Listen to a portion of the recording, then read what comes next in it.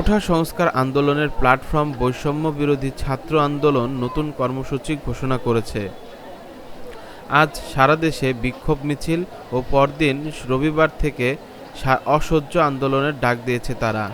শিক্ষার্থীদের ৯ দফা দাবিতে আয়োজিত গণমিছিলে পুলিশ, ছাত্রলীগ, যুবলীগের হামলার অভিযোগ উঠেছে। এতে শিক্ষার্থী ও সাধারণ জনতা হতাহত হয়েছে দাবি করে এর আবেদনে সারা দেশে বিক্ষোভ মিছিল করবে শিক্ষার্থীরা। সমন্বয়ক আসিফ আহমেদ, মাহিন সরকার, আব্দুল্লাহ হান্নান, সহ সমন্বয়ক রিফাত রশিদ সহ বেশ কয়েকজন তাদের ফেসবুক পোস্টে এ তথ্য জানান। তারা ফেসবুক লাইভে এসে বলেন, সারা দেশের ছাত্রছাত্রীদের শান্তিপূর্ণ আন্দোলনে হামলা করা হয়েছে।